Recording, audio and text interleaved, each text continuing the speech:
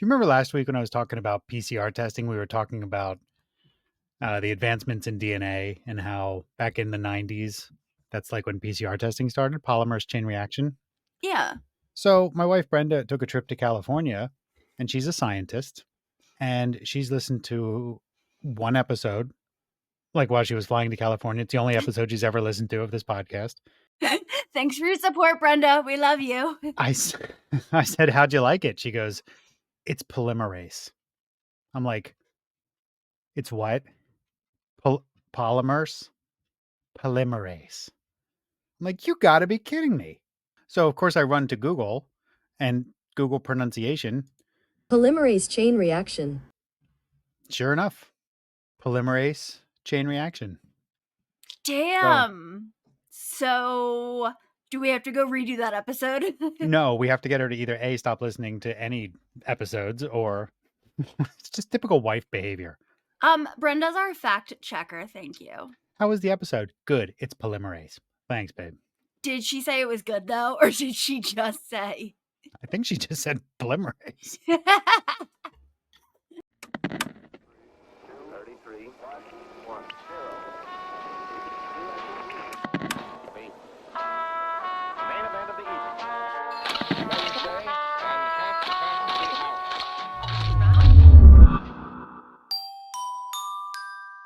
It's Tuesday, and you're listening to Murder Unscripted.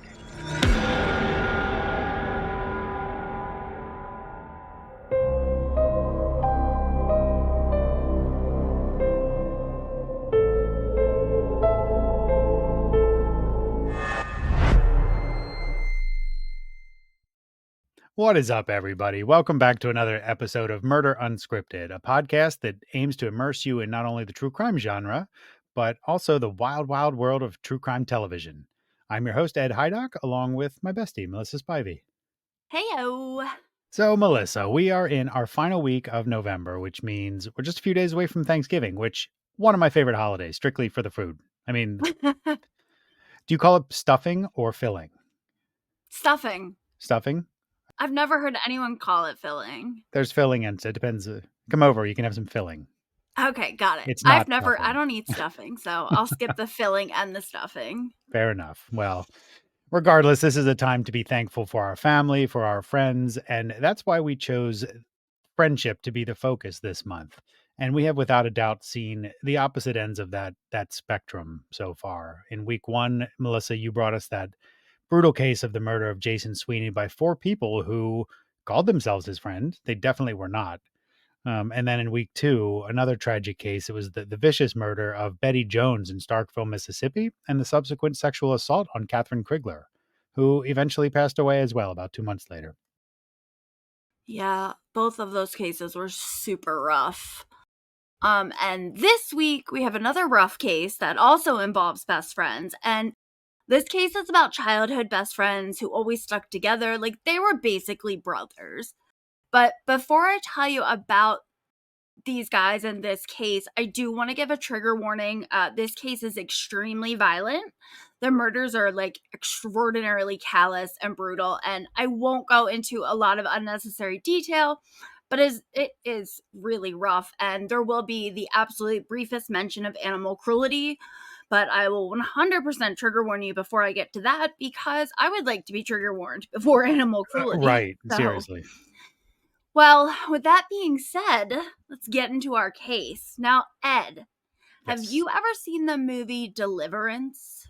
Like the movie Deliverance? Yes. Like the one with the banjo? That one? Burt Reynolds, John Voight. That's why banjos like, how many people do you think would know dueling banjos if it weren't for the movie Deliverance? That's how epic and iconic that movie is.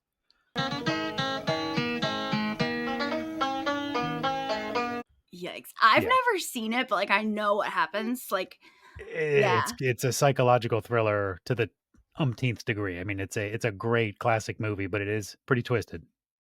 Well, this case today and our murderers in particular have been described as, quote, 3 levels below Deliverance, end quote. That's scary. So do with that information what you will. That's also a weird amount of levels. to be below zero. It is, but I mean, just keep that in mind, just so you know what you're getting yourself into. Okay, 3 levels below deliverance. So, got it. our case today takes place in Mayo, Michigan in November of 1985. And actually, the wild thing is, it like happens this week, but in Oh, no 1985. way. And like, yeah, and I didn't realize that when I was like putting this story together. Hmm. So it takes place in November of 1985, and this case is not going to be resolved for 18 extremely long years when justice was finally served in 2003. And as you'll see, like this case went ice cold. So for the victims' families to just have to wonder for almost 2 decades is such a travesty. I can't even imagine. Well, look at so just the interviews we've done over the course of the past 6 months, but also even last week with like Jennifer McWhorter Taylor and the stuff she had to endure for almost 30 years. I mean, you get Yeah. a taste of it. It's awful. It's something no family should have to go through. No, and I don't know at what point do you almost lose hope, like you just think you're just sitting there waiting for the phone to ring every single day. A lot of times, from my experience with working with these people, you lose hope the second you feel like the police have let you down. So when you start getting the same answers that Jennifer was getting, that Jody was getting, you get this like they're Yeah. placating you every time you call. When you know they have nothing. That's got to be a just demoralizing, empty feeling that you're just this case is never going to be solved. Yeah, that's a good point. And actually we do there was some of that in this case. I'm not really going to cover it, but the one bright spot of this case is they had an amazing investigator and this case could not have been solved without him. But we will get to him in a little bit. So when I was researching this case, I kind of fell down like a research rabbit hole. I read 2 books on the case. One was called Darker Than Night by Tom Henderson, and one was called The Murder Game, which was part of a bigger series called Notorious USA by our queen and the patron saint of Murder Unscripted, Catherine Ramsland. Notorious USA was it was an author that would cover a crime in each state Yes. in the US. And Catherine, she had asked for Michigan because she's from Michigan. I think Yeah, around she Ann Arbor. is. Yeah. She did 4 different cases. Hmm. And this case that I'm going to cover today was one of them. Cool. So both books were really good if you want to learn more about this case. Catherine's was more of a quick read, while Tom's is like a full-length 400 and some odd page book, and it's super detailed. So if you want that, I got it off Amazon. I also watched an episode of Cold Case Files Classic, and I watched an episode of the ID channel series Sins and Secrets.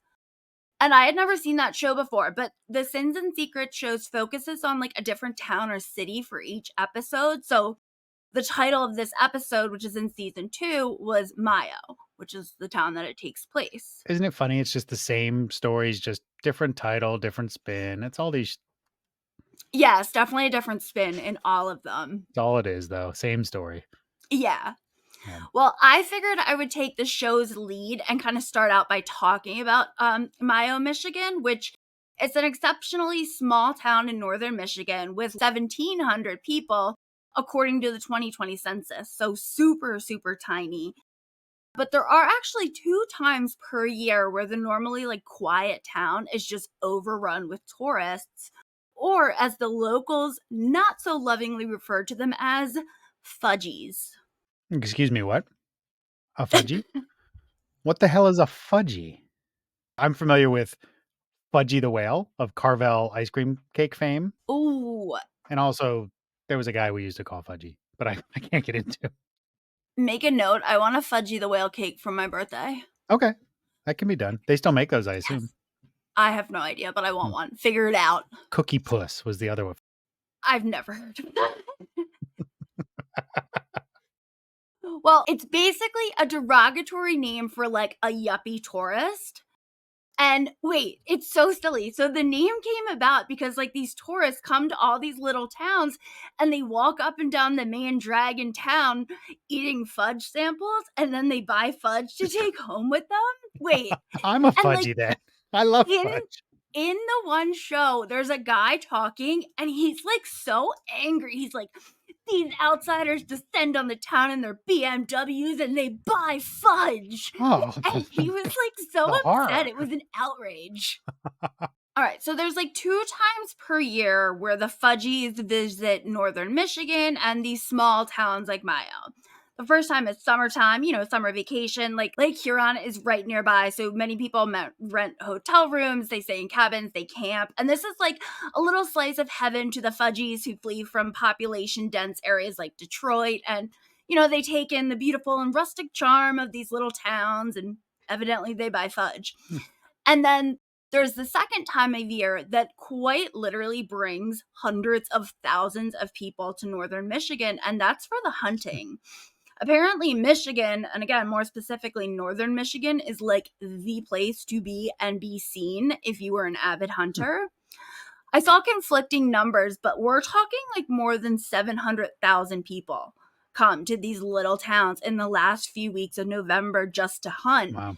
So it's a big deal. And honestly, even though like the locals hate it, I feel like these visits are kind of what keeps their little towns afloat by boosting the economy.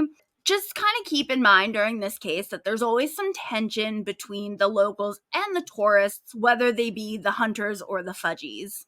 So again, our case takes place in late November of 1985. It's the weekend before Thanksgiving.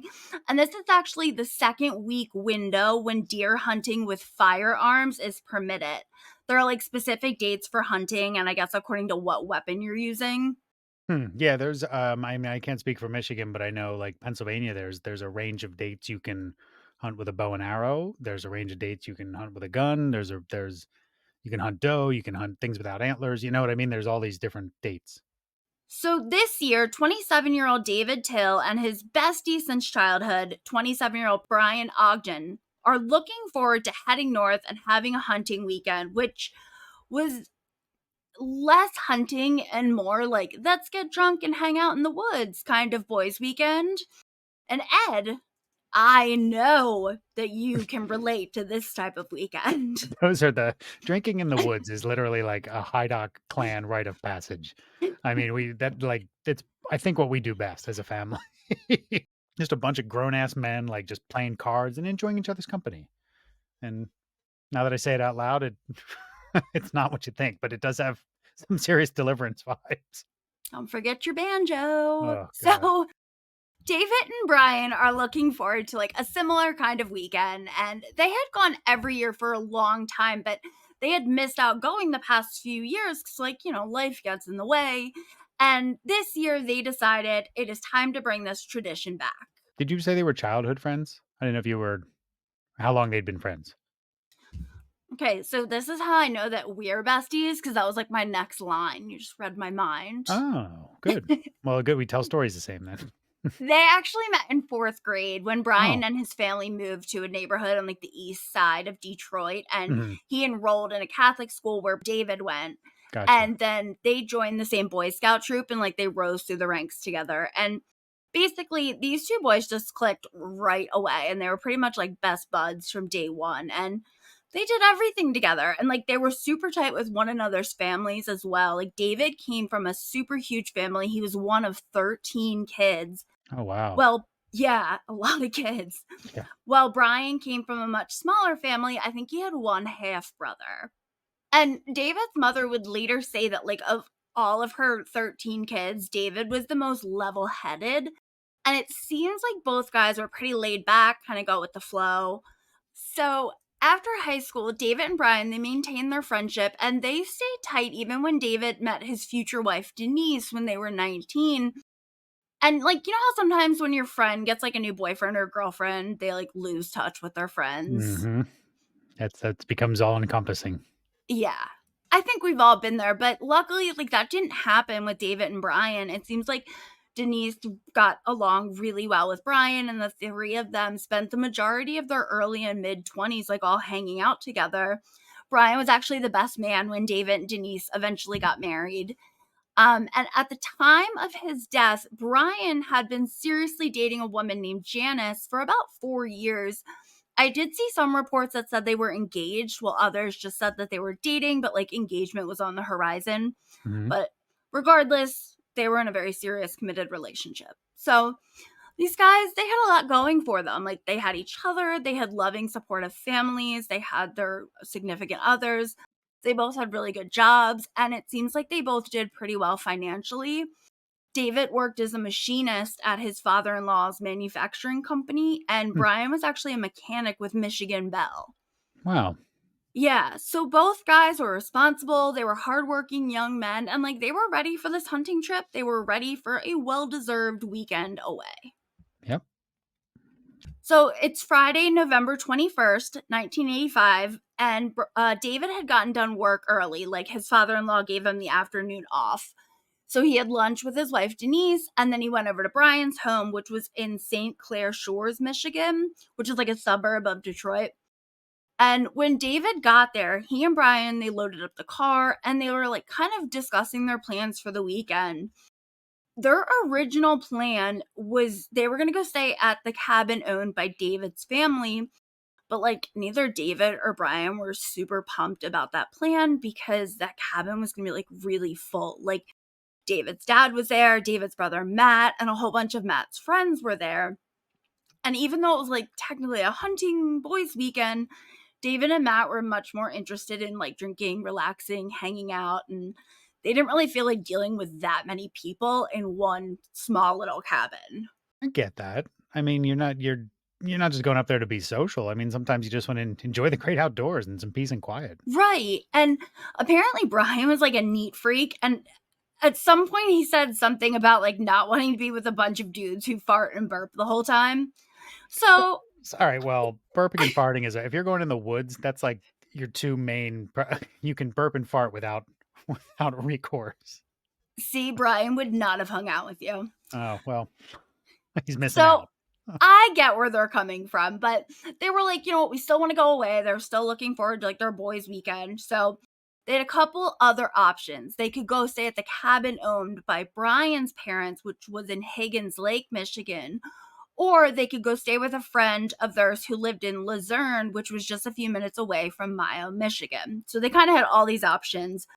And they can't really make up their minds. So they just get in the car, start driving, and basically they're like, we're just going to see where the road takes us. Because for a while, I think they just kind of had to drive north until they would have had to make a decision, like which direction to go in. Sure. So right before they left, though, David did call his brother Matt, who was also just about to get on the road to head up to the cabin. And David's like, just want to let you know, we might not be there tonight, but, you know, we're going to catch up with you at some point. So Matt's like, sounds great. See you then, whatever. Brian says goodbye to Janice. He says, I'll see you Sunday night. And the boys hop in David's black 1980 Ford Bronco. And I just want to point out here that we are in 1985. Nobody had cell phones, and there was actually no phone line in David's family's cabin, and like their friend's cabin didn't have a phone line either. And I'm not entirely sure about Brian's parents' house, but the point is like no one was expecting to hear from David or Brian until they got home around 6 p.m. on Sunday night. I'm glad you brought that up because I feel like that information can be easily forgotten, especially by younger listeners and younger viewers of the true crime, like who are accustomed to being connected 24/7. Like these were the days when you went somewhere, especially somewhere remote, you were just gone and you would see everybody when you got back. You know, this was not a situation where you were on social media. You had your phone in your pocket, so if someone had to call you, they had to wait. I mean, essentially, till you walk through the door. The thought of that gives me hives. Yeah, Like, but I you lived it. can't. You were a child of the late 80s, early 90s. I do remember, but like, I mean, I've had a cell phone, I think, since I was 11, so I don't Yeah. remember all that far, but just the thought of not being able to connect, I'm getting sweaty thinking about It's it. try leaving your phone on your, like, counter one day and just go somewhere. It's invigorating. It's like, "You know No, what? you left your phone once at home when you went to work, and I practically called a search party. I thought you were dead, so I I don't had even want to hear it. 37 missed calls from you." I was like, Brenda, he's dead. And I'm like, "Nope, I'm just forgetful." So they get in the car, they decide we're just gonna drive, see where we go. So now we aren't entirely sure what really happens over the next 2 days. And when police talked to people months later, it was like everybody had conflicting stories. Some people would swear they saw David and Brian at a specific bar on a specific night, while others would be like, no, they were at this bar, but it was a different night or different, like, it was just everybody had different stories, and so many witnesses struggled to remember if they saw the men on Friday night or Saturday night. So it ultimately was a mess trying to investigate this case. I'll bet. But I will tell you what we do know. We know that the men made it to Mayo, Michigan, and around 9:30 that night, they went into Walker's, which was like a local bar and bowling alley. They chatted with a local barfly guy who was hanging out there, and they had mentioned that they were staying at a lodge in Luzerne, which was the town just a couple minutes away where their friend had a cabin. So I'm thinking that maybe they were planning on going to the friend's cabin, but maybe they couldn't find it. So they ended up going to this lodge and getting a room. So while they're at this bowling alley, David actually ended up getting pretty drunk, and the owner had to cut him off. And the owner, she later told police that she was like kind of nervous to cut him off because some people can be serious assholes about it. But she said that David was like completely cool. He was mannerly. He was apologetic, and he completely agreed with her that he should stop drinking and switch to coffee. That's not what I thought you were going to say, but that's great. I know. So the next day, this would be Saturday the 22nd, David and Brian returned to the same bar, bowling alley, Walker's, and they ate lunch, and the owner came over and talked to them, and she, again, later said that they were very polite. They were definitely hungover and not feeling great, but again, super nice, mannerly, and there was really nothing like remarkable about this interaction. Later that night, David and Brian went to another local bar called Linker's. And much like the night before at the bowling alley, David and Brian drank quite a bit, and they were definitely intoxicated. But their behavior was like anything but mannerly, which, like I said, is how the bartender described them the night before. So the guys are at this bar, and according to multiple sources, they were acting really inappropriate, really loud, and as one person put it, quote, making asses out of themselves, end quote. And like they were being really sleazy with the women at the bar, and like they were touching women and just being very inappropriate. And I got the impression that they were just acting like drunk, cocky, sleazy dirtbags. See, and it's a shame because these are our victims in the story, so you don't like to I immediately go to like, well, maybe it's the alcohol talking, maybe it's the immaturity, because I'm so pre-programmed to like look for the good in victims because it's the only way to get their stories across. Yeah, and it's such a bummer because murder is murder. All murders are terrible, and everybody should get the same coverage, but in this case, I honestly don't really know what the deal was, like, especially when we know that these guys were normally pretty stand-up dudes. So, like you said, I'm going to chalk it up to immaturity, alcohol, and kind of, like, being away on their own, like, when the cat's away, the mice will play, like, that kind of mentality. Yeah. So... Anyway, David and Brian managed to especially piss off one of the women at the bar, who was a self-admitted party girl, Barbara Boudreaux. Try to say that 3 times fast. Boudreaux. Barbara Boudreaux. So Barbara was a regular at most of the bars in Mayo, and she fully admits that she would spend like 6 nights a week out drinking. And that night, she was at Linker's playing pool with a friend of hers, this guy named Ronnie. And as the night went on, Barbara kept an eye on David and Brian because they were just getting progressively more and more obnoxious. And at one point, one of them did touch her butt, and she was like, get the fuck off me. Oh, wow. So, like, No kidding. get it, girl. Yeah. So we don't really know what exactly happened to spark the next interaction, but we do know that it would be one of the last times that David, Tyll, and Brian Ognjan were seen alive. So an argument began between David and Brian and a few local men, including these 2 brothers, 33-year-old Donald and 34-year-old Raymond Duvall. And just a side note, Donald's nickname was Coco and Raymond's nickname was Junior. But fuck these guys. We are not friends, and I'm not calling them by their stupid ass nicknames. Yeah, you got to earn a nickname, and that's not a privilege they've earned by any stretch. Now I'm going to absolutely ruin your day and introduce you to the Duvall family. If you were to pull out the dictionary and look up white trash, backwoods, redneck, it would be like their family photo. I'm playing the banjos in my head. Oh my God. So Yeah. ridiculously trash. So Donald and Raymond were just 2 of 8 kids in this family from hell. There were 7 boys and 1 girl, and this family was just disgusting. Like, the dad was a total piece of shit who used to beat and stab his wife.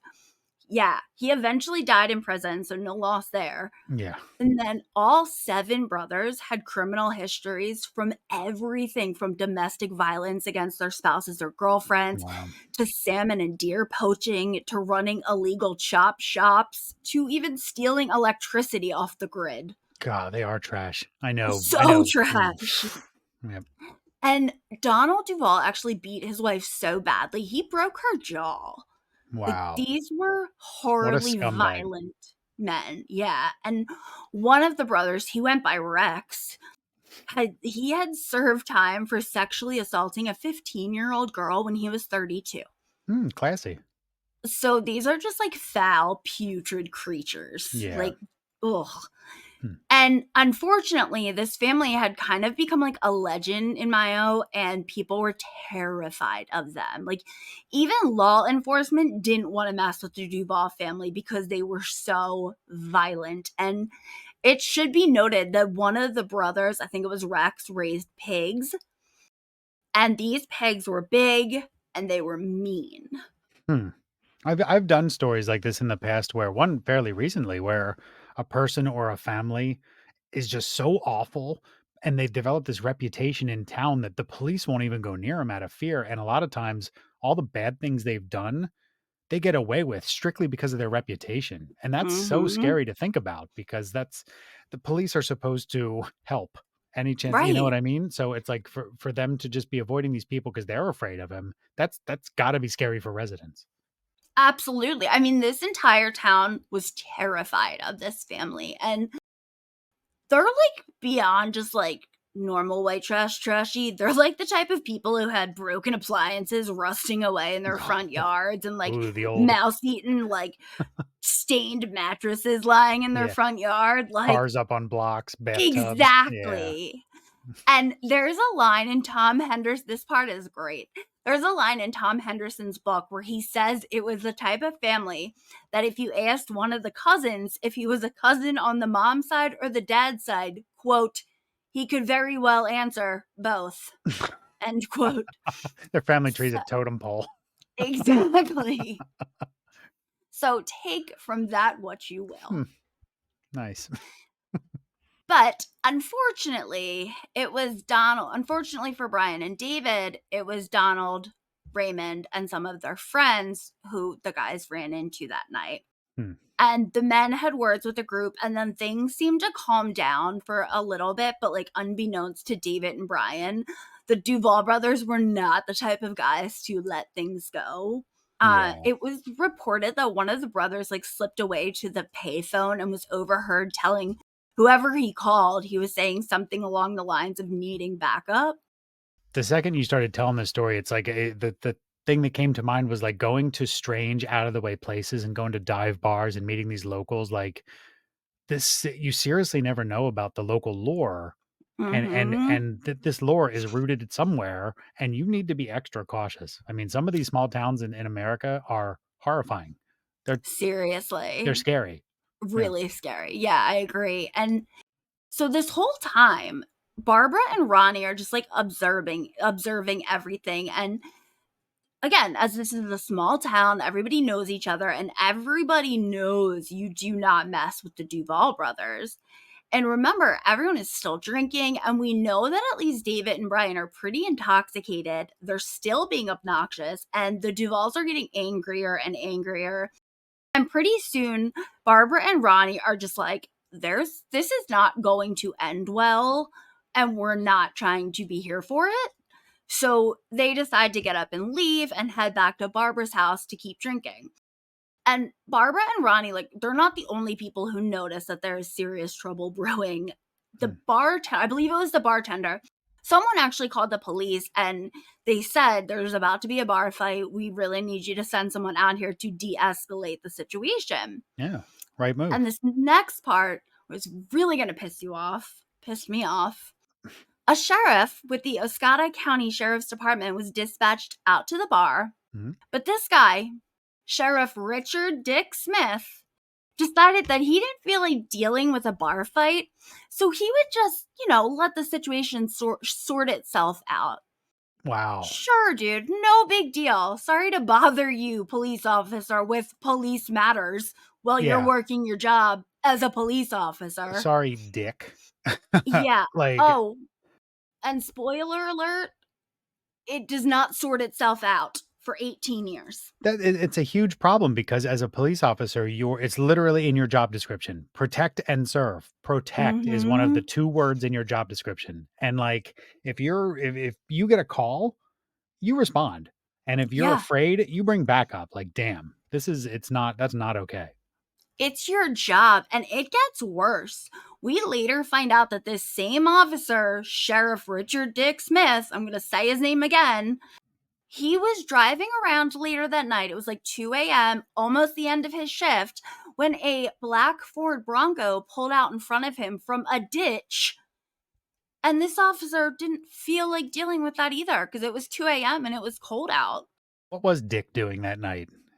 I have absolutely no idea. Well, I hope whatever I don't know the ending to this story, but I guarantee he feels guilt. And if he doesn't, that's messed up because he should.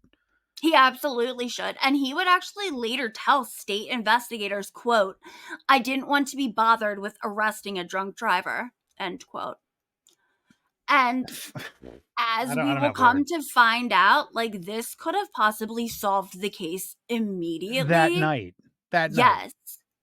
But for 18 years, because this shitbag, Sheriff Richard Smith, didn't feel like dealing with it. He didn't want his shift to run over when he had to fill out the paperwork. Wow. Yeah.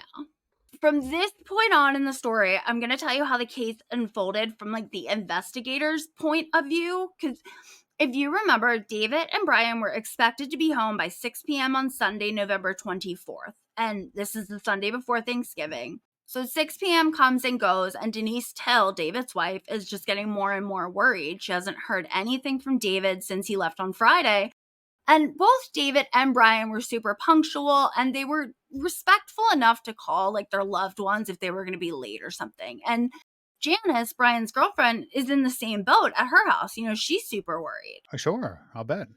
So by the next day, both women had made calls to everybody they can think of, and no one had heard anything from the men. And, if you think about it, though, this was the perfect storm for something bad to happen. We have no cell phones, we have no way to communicate, and we have no definite plans. And lazy ass cops in this town. Well, that too, yeah.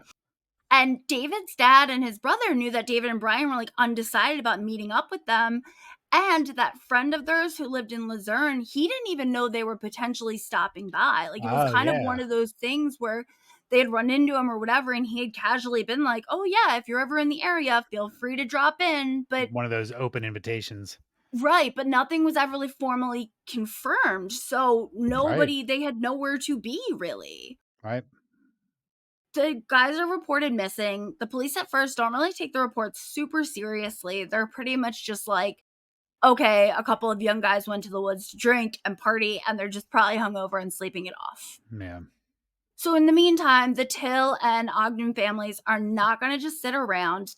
They work together to get the word out about their missing boys. Well, yeah, but that's no easy feat because if you have no idea where these guys are going, no confirmed plans, it's just we'll be somewhere in that area. Don't worry. It's it kind of makes it tough for any rescue efforts because the family is pretty much unable then to zero in on their last movements, the way I look at it. Exactly. And I forgot to mention, they brought cash with them. So there wasn't going to be any kind of ATM or anything like that, any way to track that. Mm-hmm. So, and they had all these different towns they could have been going to. So you're absolutely right. Where do you even start?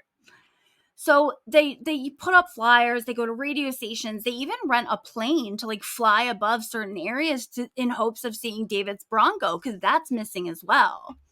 That right there shows you how much that family cared about bringing these guys back, because you don't just rent a helicopter.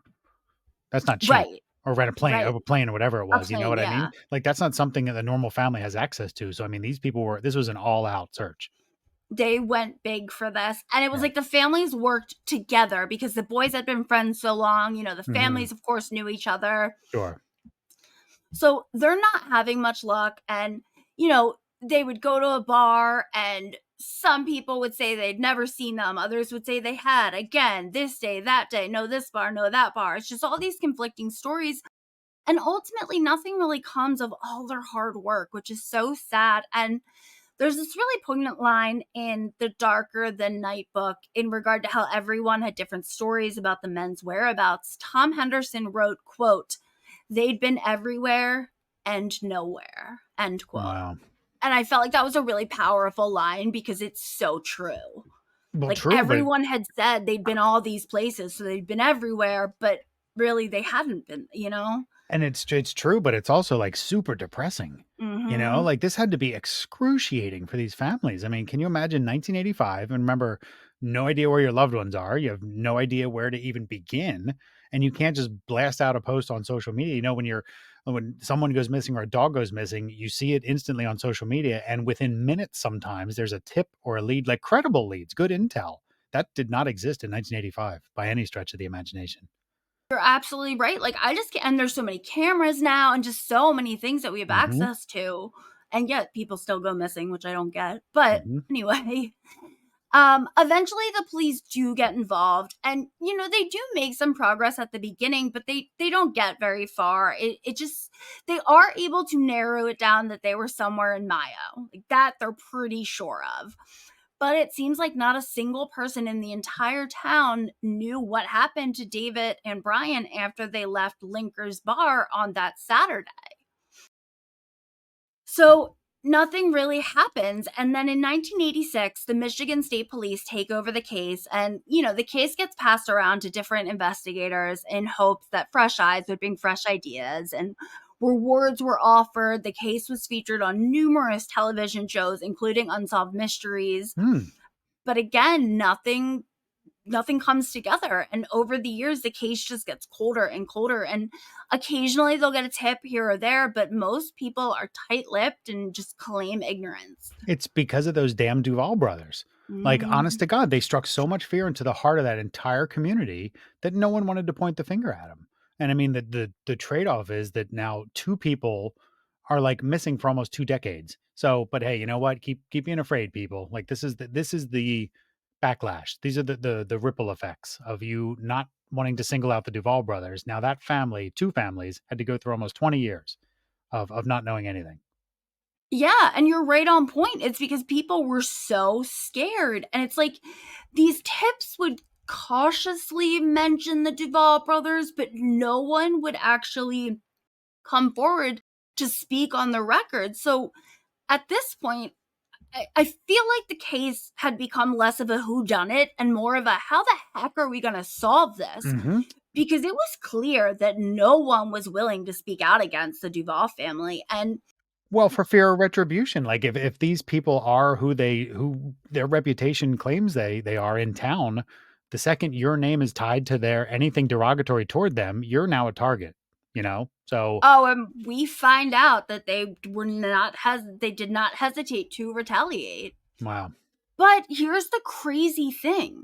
The Duvall brothers would get drunk and brag to people about killing the men. And like many people in town, though, they honestly weren't sure if the guys were just being like cocky braggarts Oh, or if sure. they had really killed David, Tyll, and Brian Ognjan. And the Duval brothers started getting all pissed off, thinking that like one of the people in the town or one of their friends is a snitch, when in reality, they had been telling on themselves. Yeah. But they would get so blackout drunk that they wouldn't remember what they said. And anytime they like would fight with someone, whether it was like an enemy or someone they felt wronged them, or even when they were beating their wives and girlfriends, Mhm. they would say shit like, "You want to end up like those hunters?" or "I'll feed you the pigs like those hunters." Wow.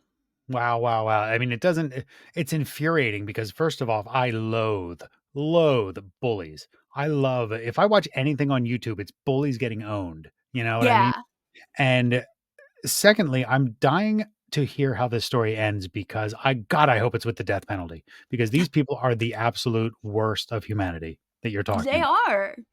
They really are. I mean, they're just horrible. I don't even want to call them humans. That's why I keep referring to them as creatures.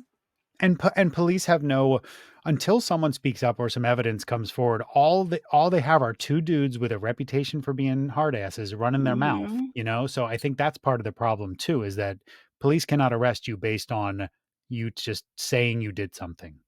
Right. And there's no evidence, and we'll get to the reason why. And There's no bodies either at this point. right.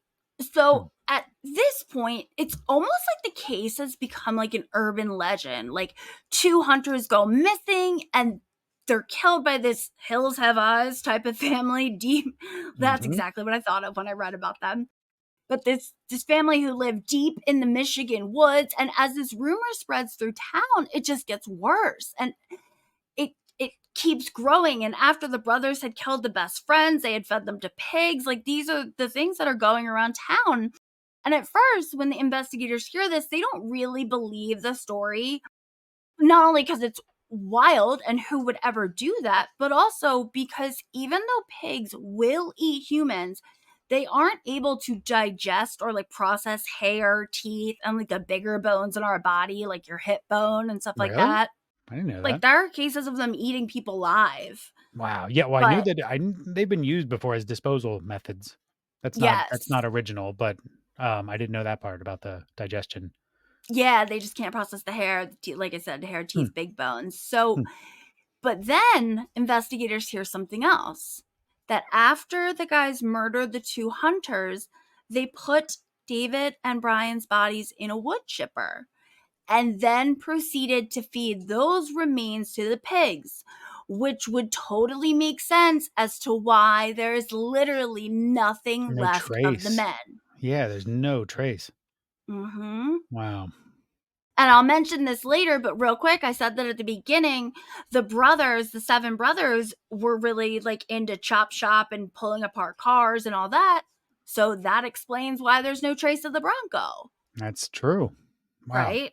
So now it's 1998, and Detective Robert Lesneski, his nickname was Bronco, he takes over the case. And Ed, this man, Detective Bronco, is a friggin' badass. And I'm officially giving him the title of MU MVP. Hey, all right. He is truly like the hero of this case. And I 100% don't think it ever would have been solved without his dedication and just like his amazing badassery skills. Well, you got a name like Bronco. You could, I mean, Detective Bronco. Detective You're a Bronco. badass. Yeah, you're It's so badass. true. And he was a badass and he was so cool. Like, he was a triathlete and he had actually been on the state police SWAT team for like 13 years. Man. And in interviews, he just seemed so down to earth. And I don't know, there's just something very likable about him. And And have you picked up on the irony too that they drove a Bronco? I know, isn't that wild? I know. Detective Honda Civic. Yeah, it doesn't have the same ring to it. But I feel like he was meant to solve this case. Yeah, agreed. And I read a lot of reports that he was just so good to David and Brian's families. Like, he was so honest and compassionate, and they just could not say enough wonderful things about this man. That's so important. Look at the way Bill Lott treated Jennifer Taylor. And look It at reminded me you know what I so mean? much of that. Yes. That's so important to not only solving these cases, but making the families feel like someone is working for you. Someone's on your side. And he 100% was. He was just, he is, I believe he's still alive. He's just an amazing human. Wow. But again, we're in 1998. It is now 13 years after the disappearance of David and Brian. And I'm going to call him Detective Bronco. Good. Detective Bronco is a new detective for the Michigan State Police. And one of the first things he is tasked with is solve this case of the missing hunters. And he worked so hard on this case. And by the following year in 1999, through tips and all the files from his predecessors, he's able to kind of put together a list of people who might have information about the disappearance of David and Brian. So he takes this list and he just starts knocking on doors. And after he's doing this for a while, other cases come in and his attention was needed elsewhere. But Bronco just could not let this case go. He would always keep a shovel in his car just so if he was ever near an area that they had received tips on, he could just start digging, like looking Man, for pieces of the Bronco. that's dedication, though. He was incredible. And eventually he was doing like all these neighborhood canvases in his free time off the clock, like Those are working the a real full ones. shift. Those are Yes. the guys you want fighting for your family. Absolutely. Like he would work a full shift with the police and then he would go at night and canvass, and whenever he had free time, door to door, asking people if they had any information on the murders. So through all this questioning, he's given the name of a woman who might have information on the case, and that's Barbara Boudreaux. Remember, I mentioned her at the beginning. David and Brian had drunkenly pissed her off. Yep, And the barfly. And, Yep. yeah. And she was with her friend Ronnie. So finally, one day, Bronco knocks on the door of this home, and a woman very cautiously opens the door, and Bronco introduces himself and, tells her why he's there. According to Bronco, as he's explaining why he's there to her, this woman, who he later learns is Barbara, starts shaking uncontrollably and tells him, "You're going to get me killed." Wow. And she actually tries to shut the door in his face, but he was not having that. And he stopped her. He stuck his foot in the door, which he's like, "I've never done it again. I don't know why I did it, but I'm glad I." And after a little bit back and forth, he respectfully leaves, but he kind of lets her know, I'm not giving up. Right. And over the next few years, we're talking years, he manages to become friends with Barbara. He would stop by and have coffee with her, and he'd offer to help her around the house and with her yard work.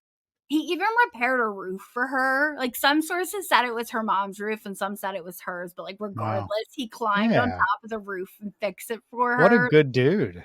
I'm obsessed with Bronco. I love him. He's awesome. And with each visit he has with Barbara, he just gets he gets closer and closer to her, and she opens up. She begins to trust him, and he kind of starts getting a little bit more information about the case each time. And he quickly learns why Barbara is just so scared and unwilling to tell him what she knows. Let me guess. The Duvall brothers. The Duvalls. So we've talked about them, but there had actually been a few instances of people who had spoken to the police about the murders of David and Brian, and coincidentally had been killed not long after. And one of those people was Ronnie, Barbara's friend from the bar, and his death was ruled an accident, I believe. I don't know if it was an accident or a suicide, but there's definitely suspicion there. Basically, he was found in the road after having been run over. It was decided that he got drunk, stumbled into the street, fell, and got run over. Yeah. So we are not saying we'll go with that. We'll go with that. Moving on. So needless to say, Barbara's scared. These are not empty threats that have been made. So it takes years. We are now in 2003, and Bronco is still visiting Barb as often as he can, and he begins to get a story from her that is more horrific than he could have imagined, and it really is straight out of a horror movie. Wow. So the night of the murders, Barbara and her friend Ronnie, again, the same Ronnie who had been found dead in the road, they had been at Linkers. They knew there was going to be an altercation between the Duvall brothers and David and Brian. So remember, they were we're not having this, and they peaced out. They went back to Barbara's house. And as Barbara tells it, not long after she and Ronnie got back to her house, they start hearing noises out in the street, and they hear someone yell, quote, "You are dead, you rotten motherfucker," end quote. Wow. And they quickly realize, it's a fight between Raymond and Donald Duvall, some of their buddies, and of course, David and Brian. Wow. So Ronnie decides to see what's going on, and he goes outside. He sneaks outside. And when he comes back inside Barbara's house, he is so shaken, so horrified, and he tells her, he just witnessed the murder of David Tyll and Brian Ognjan. So Barbara's telling all this to Bronco, and she goes on to say that Ronnie told her that there were 5 men, and again, we know at least 2 of them were Raymond and Donald. And some of the men are holding on to Brian, while the other men have David Tyll on his knees. And both men are begging for their lives, with David yelling, "Somebody please help us." And this part is going to get a little bit graphic if you want to skip ahead. One of the Duvall brothers begins hitting David with an aluminum baseball bat. Jeez. They swung the bat so hard into David's head that his head basically exploded and his body dropped to the ground. And remember, his best friend since 4th grade Is watching all of this. Watching all of this. Yeah. Damn. And for a second, he's able to get away. But the men quickly catch him and drag him back to where the body of his best friend lay. Brian is begging for his life, but of course the men ignore his pleas. They taunt him. They begin hitting him and kicking him. And at this point, Brian had urinated, due to terror. Yeah. The men cruelly laughed and tormented him about it while they continued beating him until he was also dead. Unreal. So Detective Bronco is like, what? He is stunned, to say the least. But he still kind of feels like Barbara is holding something back, and he begs her to come clean, but she refuses. Until he's able to get an investigative subpoena for her to talk to the DA. And this next part is so crazy. So Detective Bronco is sitting there with Barbara and the DA, and they ask Barbara to repeat this story. And while they're recording her, at some point in the conversation, she tells them to shut off the tape recorder. So they do. Wow. And she looks at Bronco and basically says, Bronco, you know I saw it, don't you? Wow. And this is when Bronco says, he just about fell off his chair. Wow. So she was there. She was there. Man. So this is when the real story comes out. And pretty much everything Barbara had said was true, but she's removing herself from culpability. Well, she's right. And she, she's not hiding in the house. She and Ronnie had heard the noises in the street. So they actually crawled out her window to go see what was happening, to be super quiet. And she had seen a truck and a black Bronco both pulled in the road with the headlights on. And another warning, this is very violent and graphic. Barbara tells Bronco and the DA that she can still hear the ping ping sound that the bat made against David's skull. I can hear it hitting a baseball. I can hear the ping in my head. And the next part is from Tom Henderson's book, how Barbara describes David's murder. Quote, it makes kind of a plooshing sound, like a ripe pumpkin might make if you hurled it onto concrete. And with the sound, the hunter's head explodes. That is what it looks like to her, an explosion of blood and bone and viscera. All while Junior's kicking and punching away. End quote. She is as much not responsible for what happened, but she had a responsibility to go to police immediately, and I get that she was afraid, but she also, if these things were so horrific and so graphic and to the point where she was trembling when the cops came up to her, this had to be bugging her now for, I didn't do the math, but however many years that was, she had to be reliving this in her head and knowing that she's one of the few people that know. That's got to be a lot of weight, but just go to police. Well, hold on. So after the murders, she and Ronnie had crept back into the house, hoping to God that the brothers hadn't seen them. But unfortunately, a short time later, there's a knock at Barb's door, and she opens it, and the Duvall brothers are standing there. And Barb states that Donald told her, you heard nothing, you saw nothing. Pigs have to eat too. But go to police then. If you just,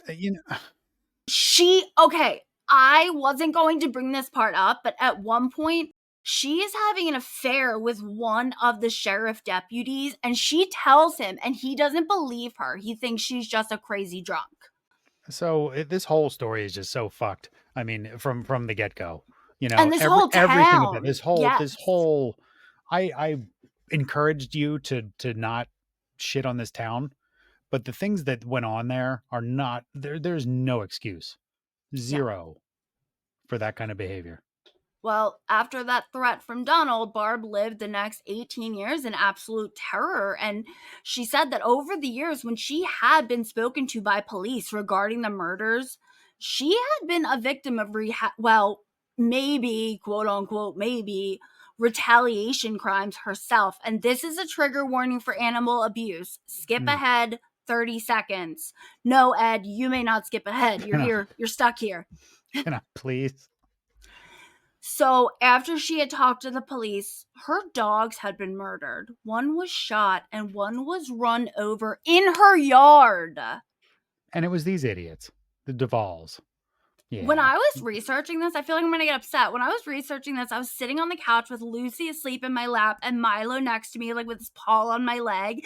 And I wanted to throw up. Like, that's so psychotic. And I know that Barb was a huge animal lover. Like, I do know that from reading about her. So, you know what? If someone dare touch my dogs, I would shut my fucking mouth too. Like, yeah. Well, and you know what? Even if you want to sit here and give the brothers the benefit of the doubt and say that they didn't retaliate and the dogs had nothing to do with them, they get no benefit of any doubt.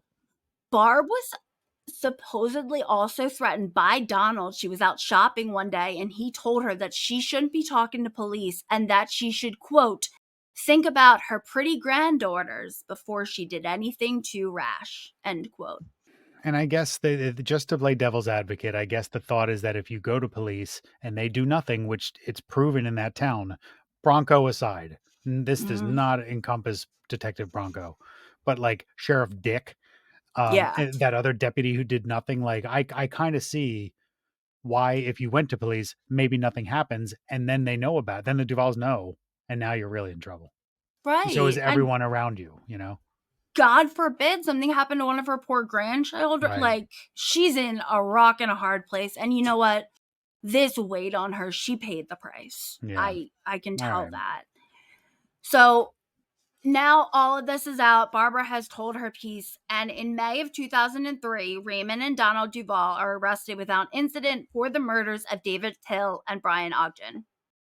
In October of that year, October of 2003, the trial began. The prosecutor was this amazing, badass, beautiful babe named Donna Pendergast. And she was a little nervous. She's amazing also. She was the prosecutor for like a ton of high profile crimes. I'm sure we'll cover her again. Didn't she do the Jenny Jones case? Yes, she did. I forget I know her name. Whose side she was, but she did the Jenny Jones murder case. Yeah. But she's a little nervous with this one because she knows that they don't really have physical evidence. They don't have a body. Yep. Right. And the defense definitely made that a huge point. But I honestly feel like they had circumstantial evidence like coming out of their butts. Like they had so much. And just a side note, you'll love this part. When Donna walked into the courtroom, Donald Duvall like tried to intimidate her with this like evil glare. This badass gives him an equally evil glare and says, quote, "You don't stare me down," end quote. Oh, good for her. And like all of the officers in the whole courtroom started cracking up they were and laughing at this crappy piece of shit douchebag. Good. And that part makes me so happy because Donna is not taking any shit, especially from this vile piece of crap. So when it comes time for Barbara to testify, she actually originally ran out of the courtroom crying after seeing the brothers. But Bronco like went out. He's able to calm her down and bring her back in. And this scumbag defense attorney pulled some serious shady ass antics to intimidate Barbara. He went to drag the podium over so it was right next to the Duvall brothers. So when she was answering him, she would have to look right at them. Wow. And Donna and the judge are like, "Are you kidding me?" Wow. And I believe it was in the book I read. Apparently the judge was like, "Get in my court chambers," whatever they say. And like the whole courtroom could hear the judge yelling at the defense attorney. Wow. Yeah. But you just hear like, it's like, ooh. Yeah. Shouldn't have drugged that podium. So they were pissed and they were like, absolutely not. But that's some shady ass shit. But you know what? Barbara, to her credit, she got up there and she told her story. And after living in fear of this family for 18 years, she found her voice and she did the right thing. And during the trial, of course, the Duvall brothers are so smug and cocky, and they could not have been more like blasé and carefree. Yeah, because the law can't touch them. They've proven that they can do whatever they want in this town. Exactly. And they were just so convinced that they're not going to be found guilty. So the jury deliberates for only 2 hours and came back with a verdict. Each brother was found guilty of 2 counts of first-degree murder. And these brothers are totally shocked. Like, I don't think either of them had ever been held accountable for anything in their entire lives. Right. But ultimately, the jury wasn't afraid of them. And both of these shitbags were LWOP'd, as Anne Rule says. Life without parole. The old LWOP. LWOP'd. Unfortunately, these 2 asswipes are still alive. I like to think that their evilness is just like making them rot from the inside out, and hopefully they'll die like a really slow and painful death. They have to, right? Karma's real. So I they hope have so. to. Write them a letter. We know a couple of people who need a good kick in the ass from karma. One in particular. And these guys are on the list, but so are a few others. We have one ex-friend and these guys. Well, sadly, to this day, and we are in November 2024, no trace of David, Brian, or the Ford Bronco have ever been found. Like I said, their best guess about the Bronco is that the Duvall brothers stripped the car and either sold the parts or buried them in the woods or at the bottom of the lake or something. And that's sad for that family too. I mean, yes, you have resolution in the form of a conviction, but you still don't have your loved one. Yeah, right. You're absolutely right. Not so fun fact, Raymond's daughter Dawn is serving life in prison for the stabbing murder of a 78-year-old William Gilbreath, who she stabbed over 70 times. What is going on with this family? Evidently, the rotten trash apple doesn't fall far from the garbage tree. And one last real bummer to add to this bummer Sunday. It does look like Barbara passed away in 2007. No. I'm not sure how, but on her Find a Grave page, the main picture is of her and Detective Bronco with the caption, Barb Boudreaux and Bronco, her knight in shining armor. Wow. And I thought That's that cool. was really beautiful. And like out of all this tragedy, like their friendship came out of it. And clearly they meant so much to each other. They That's just cool. seem to be so beautiful. And All right, I take back some of the bad things I said. yeah, I think she was in a tough spot. But that is the wild story of the missing hunters from Mayo, Michigan. Well, holy shit, Melissa. that was intense. It was brutal. It was gory. Not obviously I'm sure you didn't tell it for the gore factor, but that's a brutal one. And I had never actually heard of that case, but I'm glad I did because it's important for people to know that these monsters exist in the world and apparently in Michigan, in this little Mayo, Michigan. So I don't know, people who harm each other for fun without fear of retribution are literally the scum of the earth. And I feel like if there's any lesson here, it's to like, be careful when you go to strange places, especially out of town places that are off the grid or off the beaten path, places you don't know that you think maybe it's cool to just go to this little town somewhere. Like things happen out there that make Deliverance look like Peppa Pig. And poor choice of cartoons. I totally did not mean to make a pig reference. Just picked a cartoon. But you Paw get what Patrol. Paw Patrol. You get what I'm saying. Yes. So I mean, that's insane, Melissa. And that's, I'm glad you told me that story because it's hard to run into stories I haven't heard at this point. So I had never heard that one. I found this one literally on like page like 25 of Google search. So wow. It's, it has been covered by some of the other podcasts. If anyone's interested, you can just kind of look up the Mayo murders. But don't. Why would you go to another podcast? Yeah, we just told you everything you need to know. Yeah, you don't need, what do you need, more information? Please. And if you do, read Catherine or Tom's book because they're really good. Remember when you outsource, you're like, I'm not going to tell you this part of the story, but there's a podcast. Here's the link. You can just, you're like outsourcing information. I definitely did that.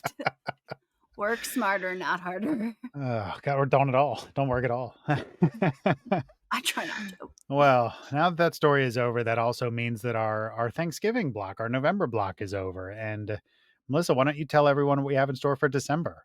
December's no slouch either. It's true. And we've decided to kind of like recap the first 6 months of Murder Unscripted. So there's 5 weeks in December. We're going to skip what we did in October, but we're going to cover a case from each block so far. For example, like week 1 in December, we're going to revisit block 1 with a case about a bodiless crime, which accidentally I covered this week in Our Best Friends, but I'll cover another one next week. In week 2, we're going to revisit our block on thrill killers, etc., etc. So don't miss what's coming up. And if you haven't listened, be sure to go back and listen to those early episodes. Yeah, and don't judge because that we've. Yeah. I feel like we've gotten better. I don't know though, but maybe not. Maybe we've stayed Moving on. consistently mediocre. This is awkward. Well, absolutely. So stay tuned also for some really, really, really big things in January. And I'm not even going to tease what's coming because we got some incredible stuff in store for the new year. So for now, I hope everybody has a safe and happy Thanksgiving. If you celebrate, and even if you don't, that's okay. We can all come up with some people that we're thankful for. And I know I can speak for Melissa when I say we are both so thankful for all of you guys, our listeners. I mean, we are doing this for you. We're doing it for us because we have fun with it. This is our passion, but we're also doing it for you. And we're so grateful that you choose to spend your Tuesday mornings or whenever you listen with us. So thank you. And also, last but not least, I want to personally thank all of our guests that we've had over the course of this 6 months. So Detective Steve Peelan, Jody Trexler-Laird, Shannon Myers-Barrientos, Dr. Buzz, Dr. Buzz von Ornsteiner, Detective Bill Lott, Sergeant, I think he's actually Lieutenant Bill Lott, retired, and Jennifer McWhorter-Taylor. So you guys are what makes these stories what they are. Without you and the heartbreak and the tragedy that you endured for years and sometimes decades, there is no story. So we are all so thankful and gracious that you took the time to share it with us. So especially thanks to you guys this month. Absolutely. Our listeners are the best. Our guests are the best. Ed, you're okay.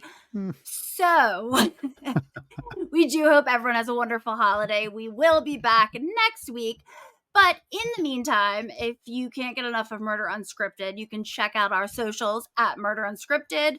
You can shoot us an email, murderunscriptedpod@gmail.com.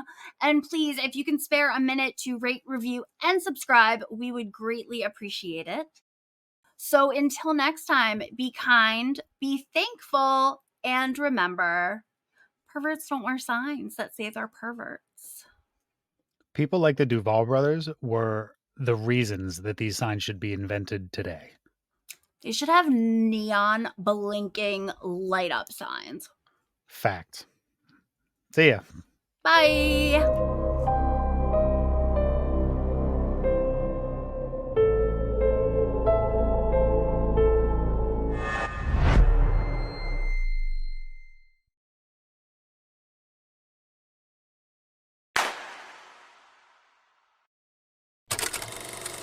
Well, I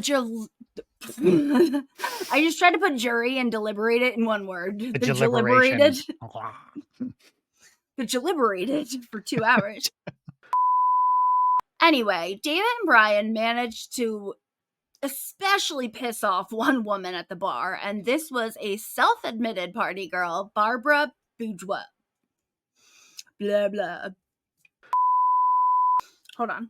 I gotta make my glasses tighter. How do you make them tighter? Well, I have these things to stick because they're too big for my face, and I have these things to like put behind your ears. You need those straps. I do. To keep, like you're playing basketball. Yeah. Oh my god, that would be awesome. Need some And I respect. scratched a scab, and I'm sitting here bleeding, pressing my arm into my leggings so it doesn't get everywhere. Disaster. Such a professional. Oh my god, push through. I got this. I think there's a third group. I think in somewhere in the Upper Peninsula, and I could be way off or way in the wrong part of the country, but there's a spot in Michigan's Upper Peninsula where mushroom hunters, they come for these like certain mushrooms every year. And it's only like 2 weeks. Yeah, it's only like 2 weeks a year where you can find these mushrooms. So like mushroom, like truffles or whatever they're called? Mushies, they're called. The people that come. They're no, I'm just kidding. Oh, I believed you. The mushies are here. Damn fudgies, mushies. And the defense definitely made that a huge point. But I honestly feel like they had circumstantial evidence like coming out of their butts. Like they had so much. You know, that's why we called our friend Fudgy. He used to wipe his butt through his legs. Like through. That's so weird.